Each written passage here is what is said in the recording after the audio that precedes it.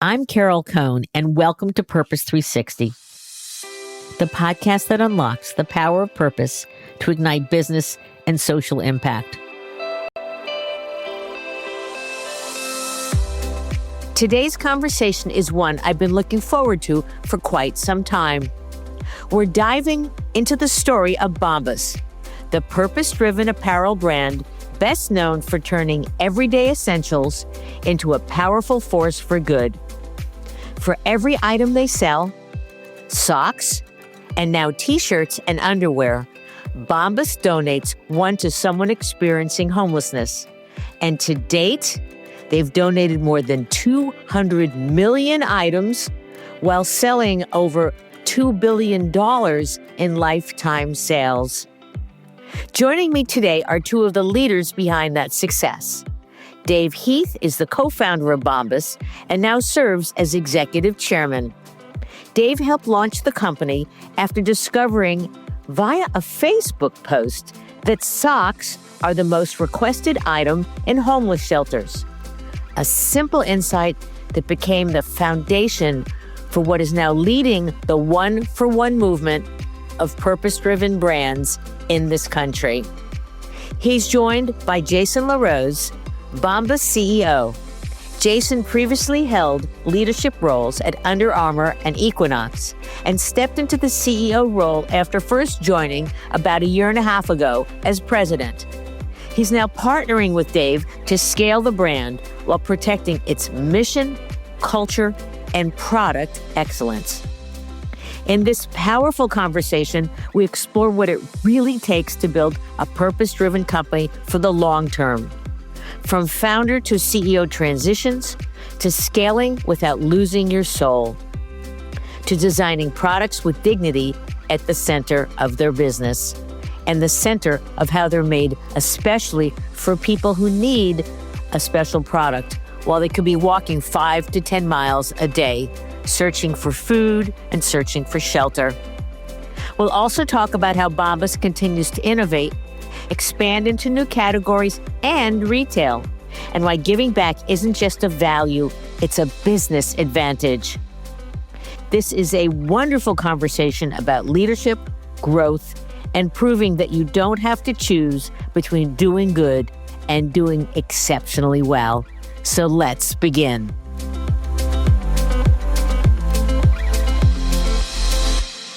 Welcome back to the show, Dave.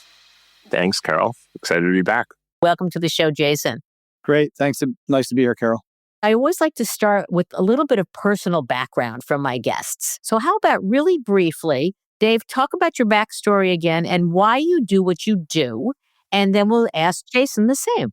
So I grew up in the suburbs outside of New York City in Westchester County. My dad was an entrepreneur. I watched him start a business with $5,000 in the basement of our house and move it to a garage. And then the garage moved to an office. And, throughout all of those years, I remember helping him pack samples and go away on business trips. And whether it was a combination of nurture or nature, I just early on got bit by the business entrepreneur bug. So I was that annoying kid in your neighborhood who would knock on your door to ask if I could walk your dog, wash your car, clean your gutters.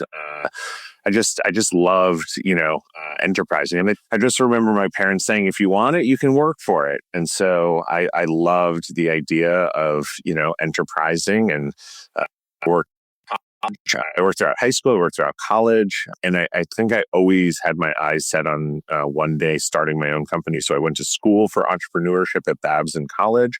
And then, from the moment I graduated, every job I took with, this learning mindset around, learning something new that would help me become, one day a good entrepreneur. Great. And Jason, what about your early life experiences and why do you do what you do today?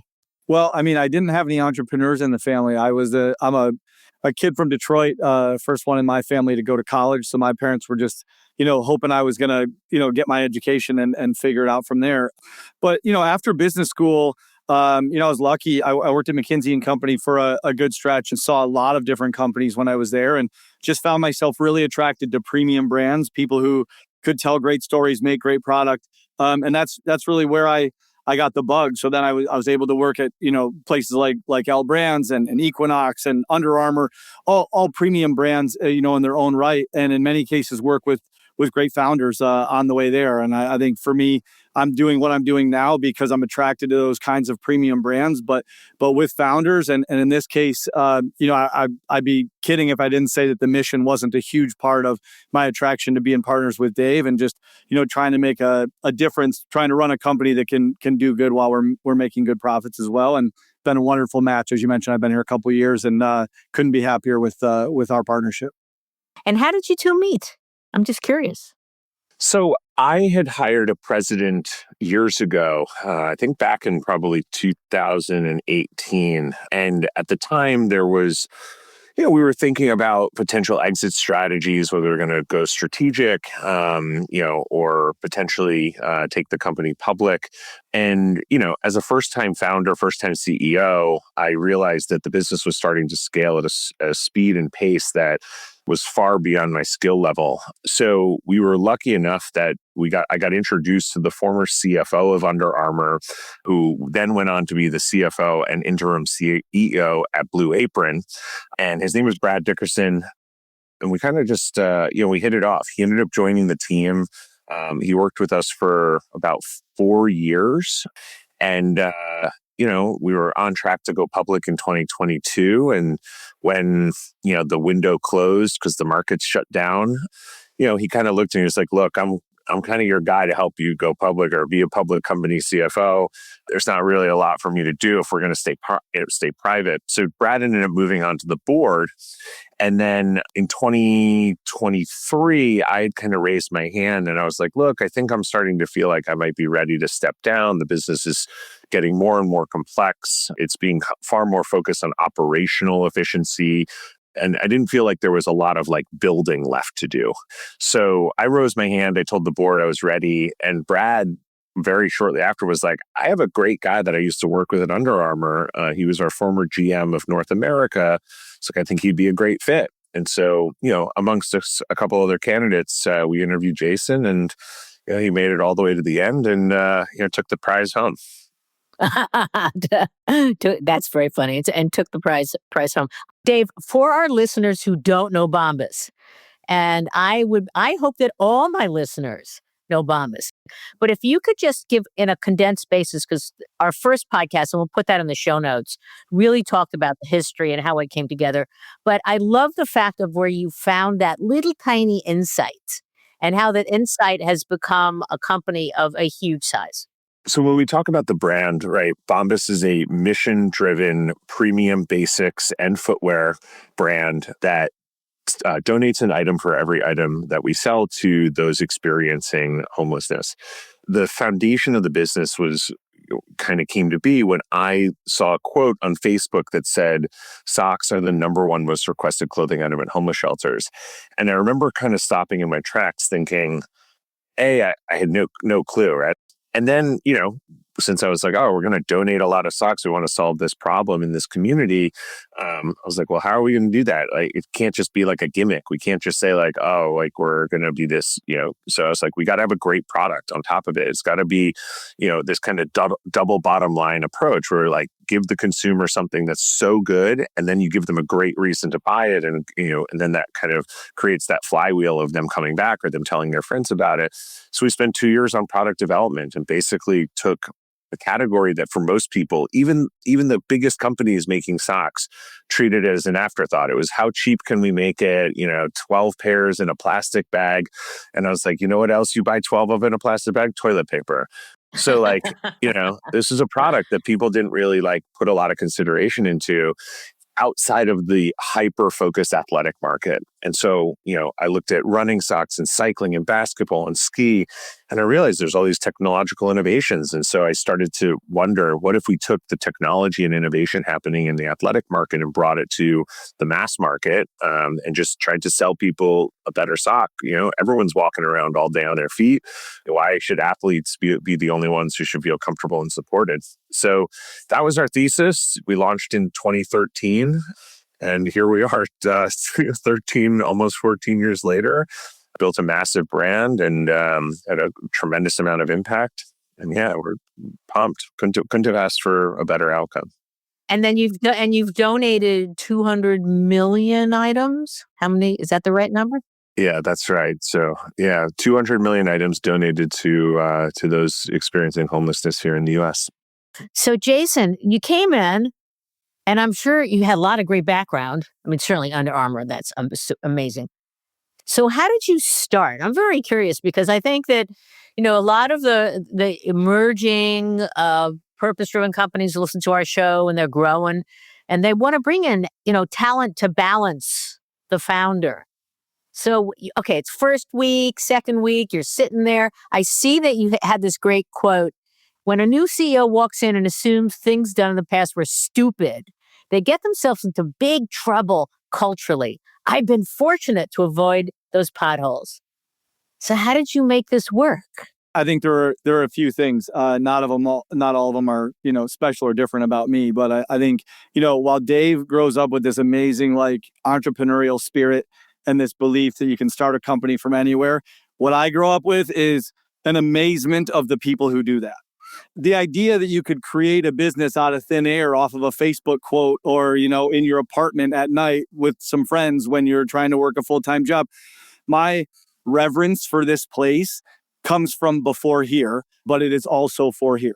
And so, I try to come in and understand that what got us here is obviously amazing. You create the most successful brand in Shark Tank history without me. You didn't need me for that.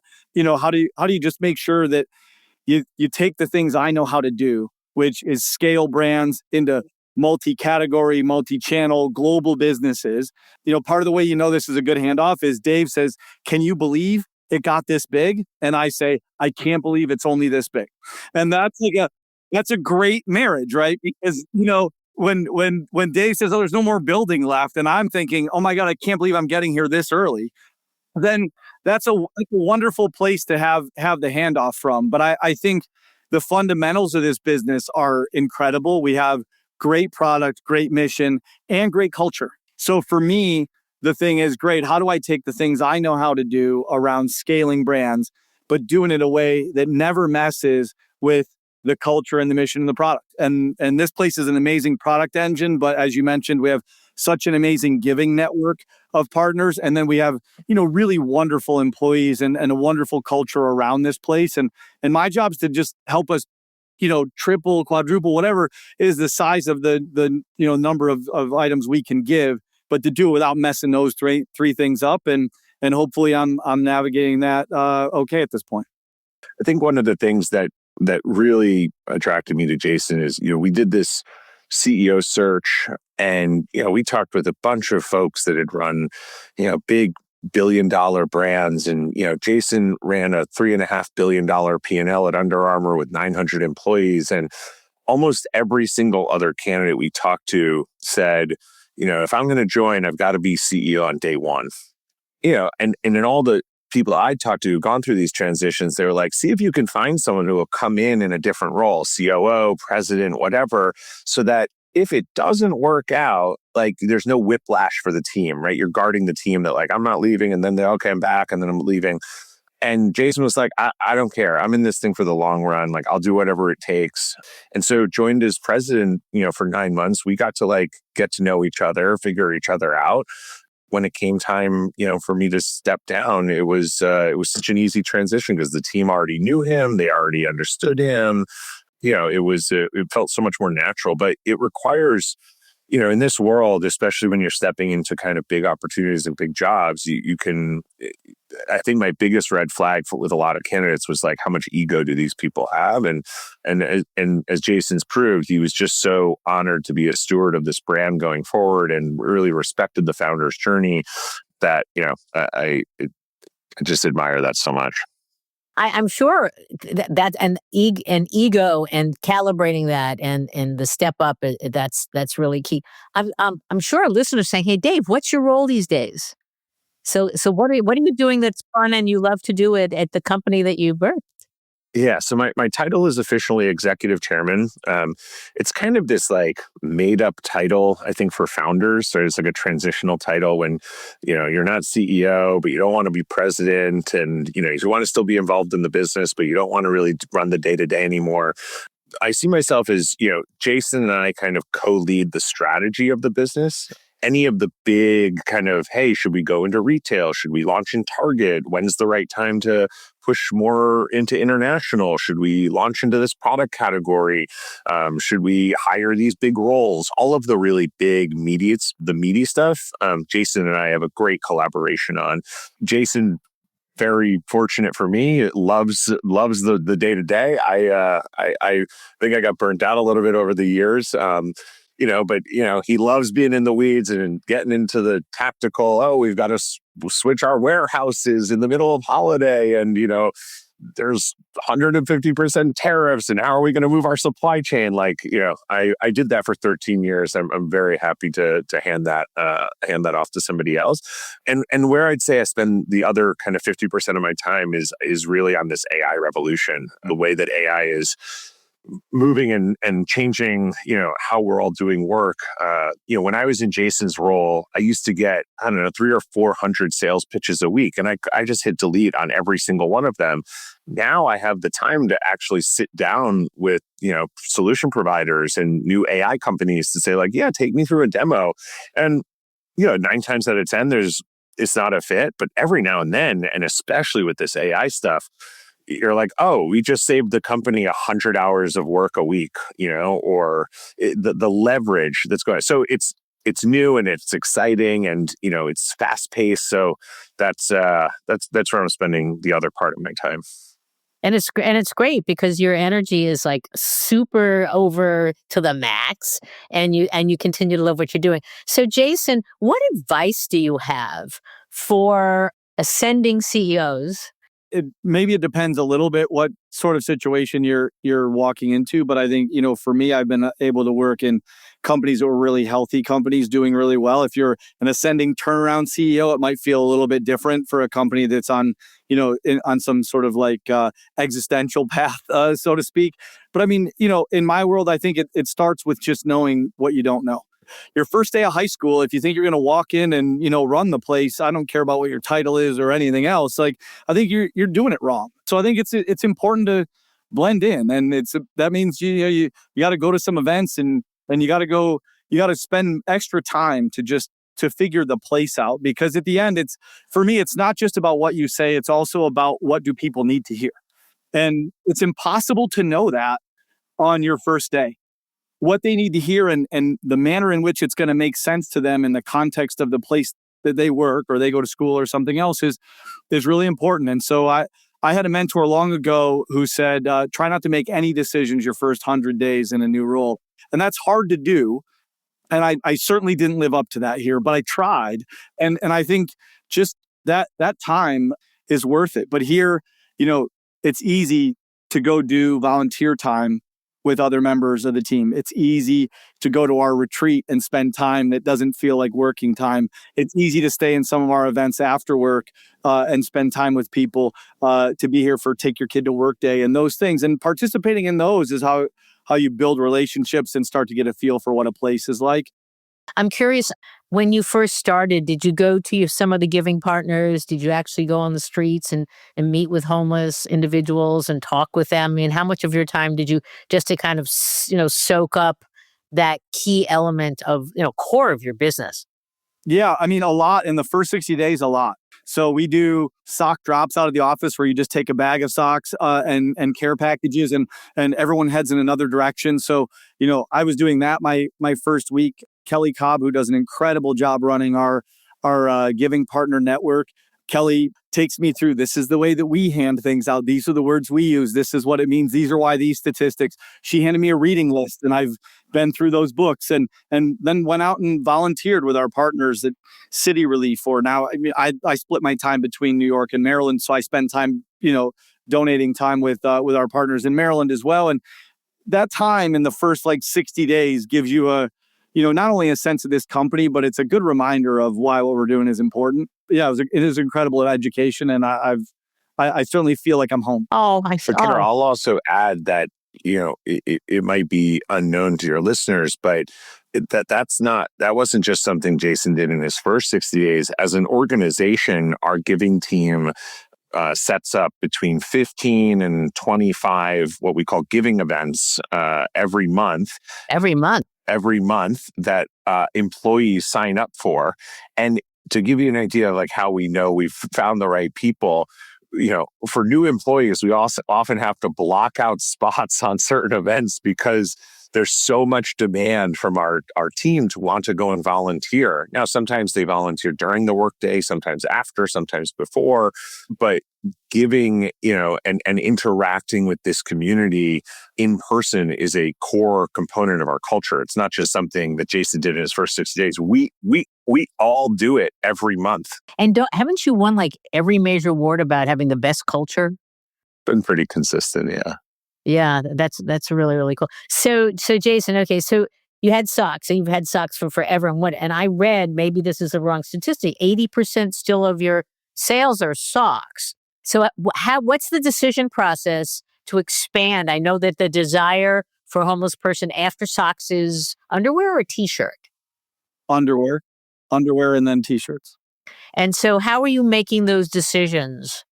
How to expand the line? Because also I see you're in footwear. I also want you to talk about retail in a minute too. Yeah, well, look, I mean, it's an intersection, I would say, Carol. I mean, we have great merchants and great product people here who have a perspective on what we could make that would make a difference to the consumer. But we also do a great job listening to the consumer here. We have such great relationships with the people we wear test with our non-paying customers who give us feedback, or where our mission-based partners give us feedback, because we're a direct-to-consumer business, or how we started. Still more than 90% of the business is direct-to-consumer. We get a lot of direct feedback from customers, and we utilize that feedback to start thinking about what the next things are. So I think you come at it from both directions to think about where the customer wants you to be, or where they give you permission, and where your product folks think that we can continue to live up to our expectations when it comes to quality and comfort. I think when it comes to the mission side, far and away, that number one thing is still socks, as you point out. Even today, with 4,000 giving partners, we have thousands of partners on the wait list waiting to be added. So we know that continuing to grow our business is the best way to service them, because we continue to run a one-for-one model. So we have a great relationship with our network and our community, and we're able to really test that product to make sure that it lives up to our standard and worthy of our brand. I'm curious about when you develop t-shirts and other underwear. Because with your sock, our listeners need to know this isn't just a sock. It's not just the consumer sock that you then know. It's got technological improvements in it, because it has to, what you say, it's black, so it doesn't show a lot of the wear. It lasts longer. It's got microbial benefits.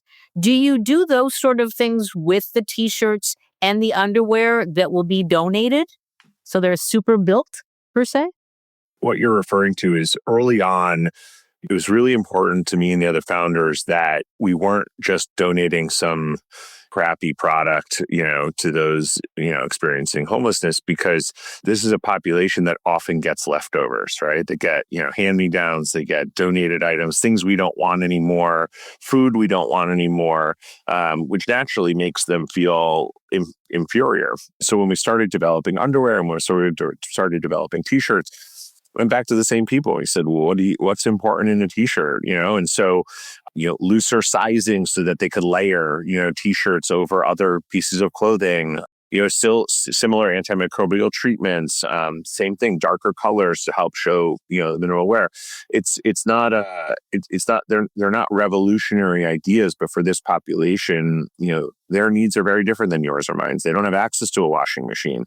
So, if you don't, how would you create a product that's different? And so every product that we produce, all of our donation products are specifically designed and engineered with the same level of scrutiny that we design and engineer our products for our paying customers. That's wonderful. I know that, and I've read that you're going to experiment with retail.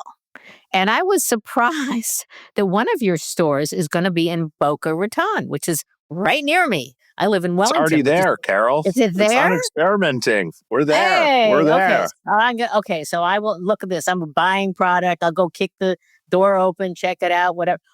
So why retail? We still live in a world where, for our categories, 65% of the sales happen in physical locations. So, you got to meet the customer where they want to be met also. We have wonderful wholesale partnerships like Dick's Sporting Goods or Shields or Nordstrom, and those are great.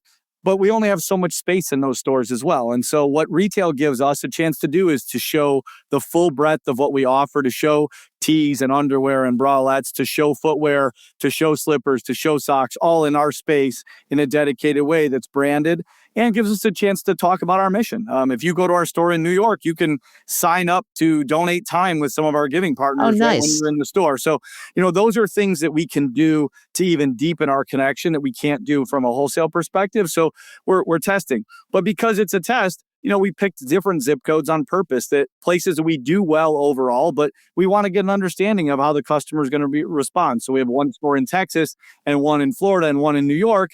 And, those are going very well right now. So these just give us an owned canvas to be able to put our own paint on them a bit. And that's been a really nice step forward, and the success has been real. So we're, excited about what it means for our brand. I am curious about your giving partners. You said that you've got a waiting list. And so that's a good thing, but it's also a bad thing. What are you thinking about? Is it that you have to grow in sales to be able to service the giving partners? What's the barrier to be able to add, 1,000 more by the next time we chat? I was going to say that is the goal, Carol, actually, over the next year, is to add 1,000. So you're spot on to the way that we think about it. But the easiest way to do that, since it's written into the bylaws of this company, is to sell 20% more. You can service 20% more partners. I mean, it's as simple as that. So, we never deviate from that. That's why Dave says we don't talk about volunteering once a year. We talk about it every time we talk about the metrics of the company. Is one of the things we do every day. And the same for our giving partners. But that's the goal, is continue to grow the company, and we'll donate what they ask for. Sometimes they want more underwear. They almost always want more socks. That's still far and away the most requested item. But that's the goal, is to try to continue to get them off. And the way to get them off that wait list is just keep growing the company. And the reason that we don't add more today is because once we bring a giving partner on, we want to make sure that we can service them, on an ongoing basis, so that it's not because these become things that, it's really, they really rely on. And, if you tried to assign a dollar value to it, right, we're going to donate something like 35 million items of clothing. These are items that these people would typically have to purchase themselves because they're not being donated. I don't know, apply $1 or $2. This is a $35 to $70 million, budget that we're essentially, freeing up for these organizations. If that went away the following year, they'd scramble. They'd be, oh my God, we allocated money towards other services. How are we going to get the socks back? So we have to be able to keep the service level, for the partners that we currently have before we add on additional ones. And again, I want to underscore the thoughtfulness and the focus that you look at your stakeholders, the consumer, the giving partner, and the homeless individual. It is not a bolt-on. So many companies, it's bolted on, and this is totally built in from the very, very beginning. So thank God you've got that magic connection-making gene in your brain. That's wonderful. Let's talk about 5 years into the future. 5 years, things are going great. People need what you need. You're so thoughtful. What do you envision or wish? Will we have this conversation 5 years from now? I think actually the most important thing, Carol, is that we continue to carry this mission around the world. The reality is we have 4,000 giving partners here in the U.S. We have our first 4 giving partners outside the U.S. right now in Canada. And there's so much need, no matter what. At 200 million units donated, we have 4,000 giving partners and people on the wait list, all that you pointed out. So that's only in the United States. So the ability for us to make a difference, to bring a little comfort to those who really need a little comfort, I don't think that's confined to the 4 walls of the United States or whatever else. I think that's really the biggest thing, is do we carry this brand to something that means something around the world. I think that's really the most important thing. Now, that will mean that we'll be in different channels on the way there, and I'm quite sure that we'll continue to expand what categories we can be in. We'll continue to show, the elasticity of our brand and where the customer invites us into their closets. But the most important thing 5 years from now is that we're not recognized as a U.S. brand, but as a global brand who continues to, deliver this one-for-one mission and continues to do good in the world, proving that you can be profitable and you can make a difference all in the same breath. Jason also has a personal goal as well, where, he said, it took us something like, 10 years to donate 100 million items. He's like, well, I want to be in 5 years. Let's do 100 million items in 1 year. Ooh. Okay. Big dreams. That's a little personal goal, but you're right, Dave. I carry that one around with me every day. Young people who want to do what you're doing in their own way, I'm sure you must get a lot of going back to Babson. Do you give speeches? And I'm sure you've got lots of friends with their kids who are saying, oh, I really want to work in a social responsible business. There's a lot to that.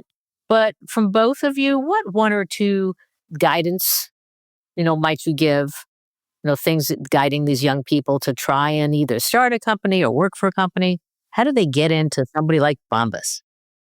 I think for me, I always tell people, if you've got an idea for a mission or a give back or whatever, don't just put it down on a piece of paper, go and live it. Right. And for me, that was, I started carrying socks around in my backpack, and I started, having conversations with people, living on the streets here in New York, and, people that I didn't really interact with in the same way, other than maybe buying, a bottle of water or giving some money here and there.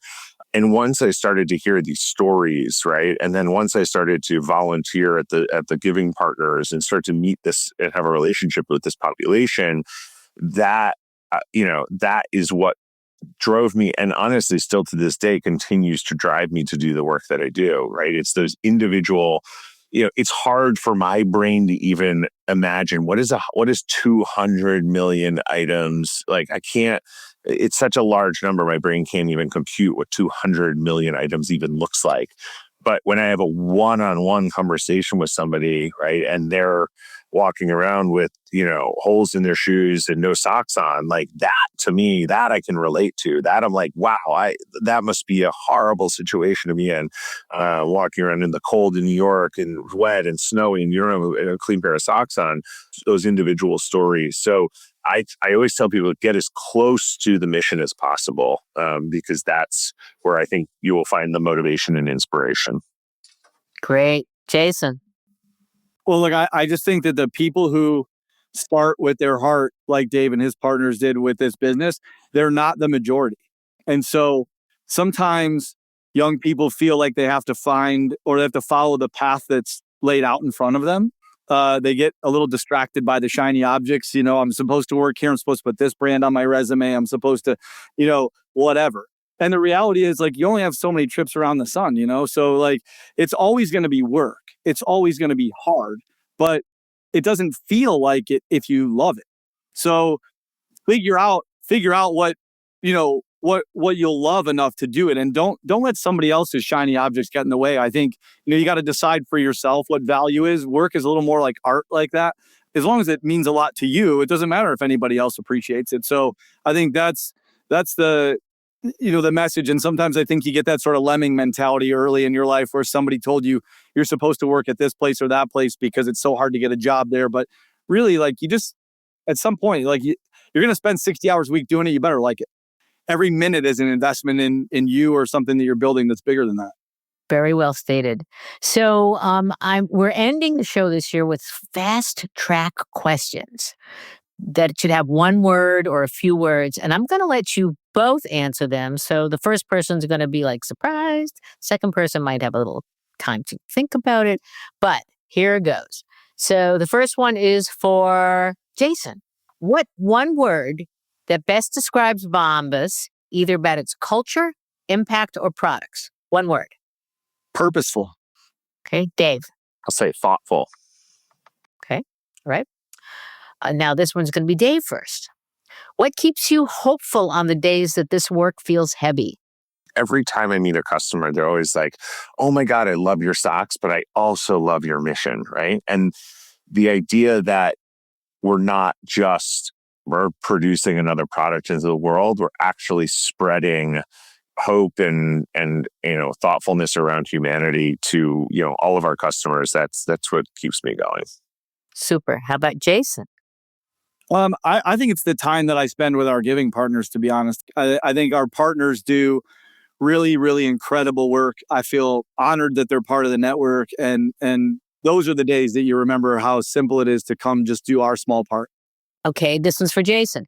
What's one lesson you've learned at Bombas that you couldn't have learned anywhere else? I think here we prove that like the small essential details matter. Super. And the same thing for you, Dave. It is possible to do it all the right way. We treat our employees well, we treat our customers well, we treat our giving partners well, we treat our partners well.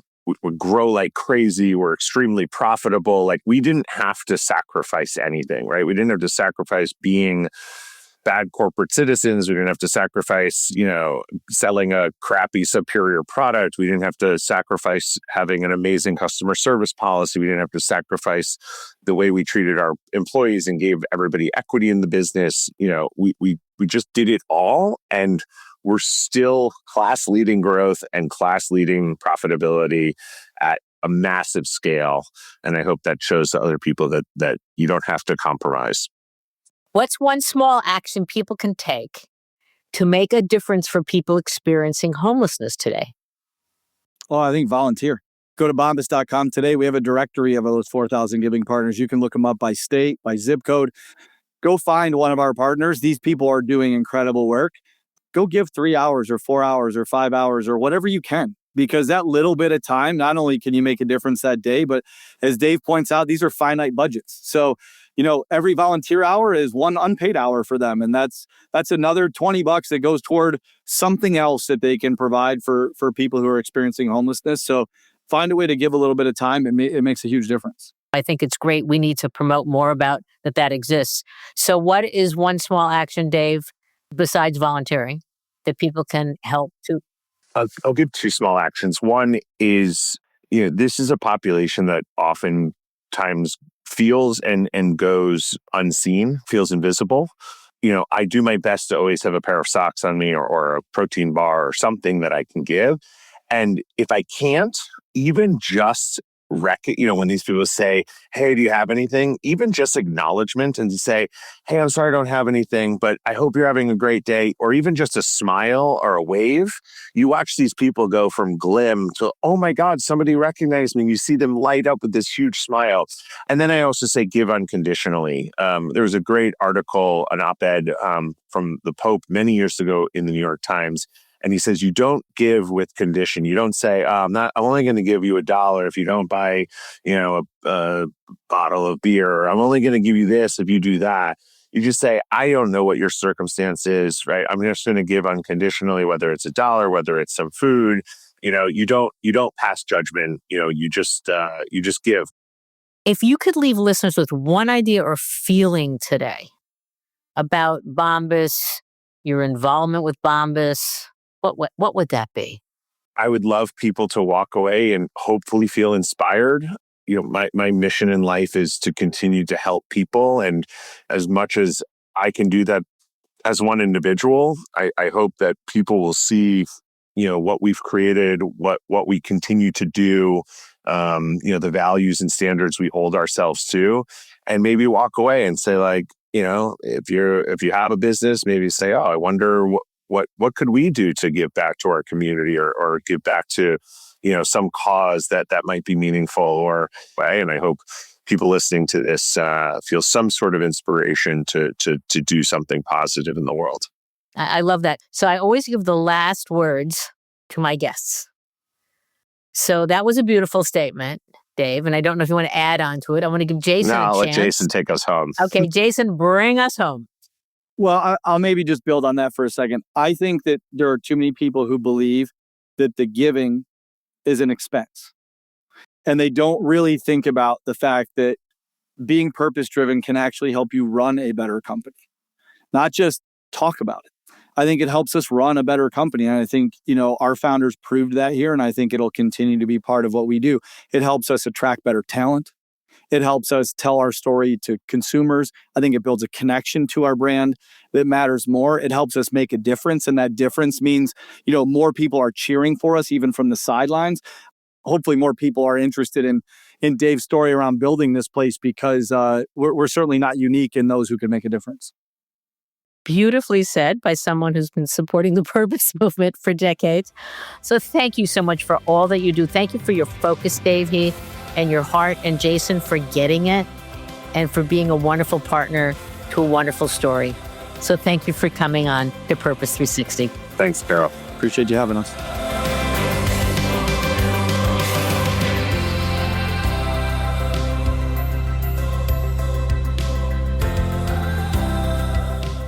This podcast was brought to you by some amazing people, and I'd love to thank them. Ann Hundertmark and Kristen Kenny at Carol Cohn on Purpose, Pete Wright and Andy Nelson, our crack production team at True Story FM, and you, our listener. Please rate and rank us, because we really want to be as high as possible as one of the top business podcasts available, so that we can continue exploring together the importance and the activation of authentic purpose. Thanks so much for listening.